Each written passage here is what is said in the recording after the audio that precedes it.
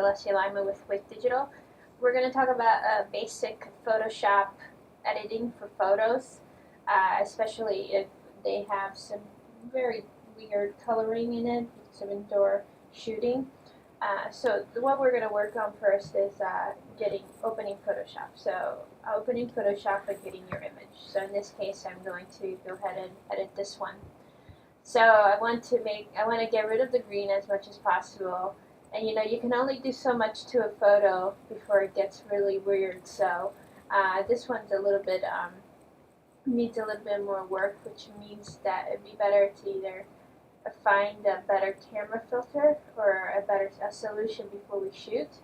But in this case, to help with these photos that are so dark and get them up on the site, print product, we can do some basic Photoshop editing.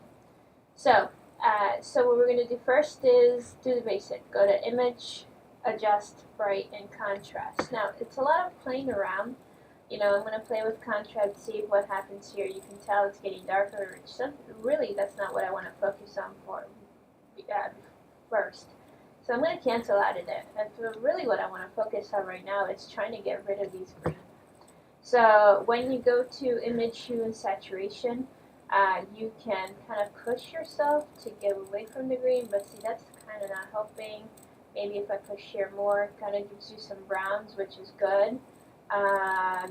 Reds, yeah, that looks, it kind of brightens up the basketball here. And lightness, not really, because it kind of looks flat, so I want to keep that at 0.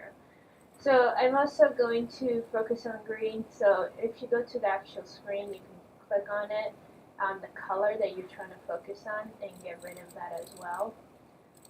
So now see, because I'm clicking on the drop tool to focus more on the greens, it takes away some of the greens, which works good. So once I do that, now see it's more brown, which is what I like.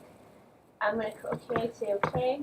I'm going to go Variance, Vibrance, take away some of saturation, maybe play with that a little bit. So Vibrance really not doing anything. Actually, mine is, because it is so bright, I'm going to push down a little bit. So kind of get away from such high impact colors. So now that works a little bit. It works good with saturation, not helping. But if I push it down a little bit, it makes more sense. Now, took away some of the green, now it's more brown, which is what I want to do. I'm going to go back to brightness and contrast, and brighten it up now. Maybe contrast now on this part. See how that works. See if I go down, it minuses, but I want to increase it a little bit more, so I'm going to do that. And then, those are kind of the basic ones.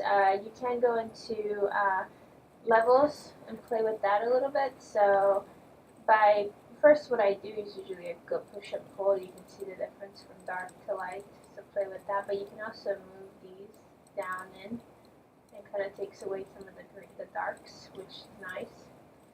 And if I go here, it makes it too dark. I don't want to do that, so push it this way.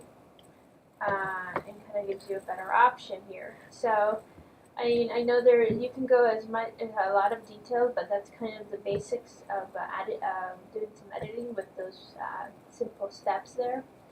You can also play with curves. If you push down a little bit, they're all kind of the same levels and curves, but in a different manner in the way you work. So you can push this down. By moving the lines up, you can give it some more highlights, but see, curves is not working very well, so I'm going to cancel out of there. So really, this one's a better version than what we had here. So definitely helps with color. So those are some just basics. Let me know if you have any questions. Again, this is Alessia with Wick Digital. Thank you.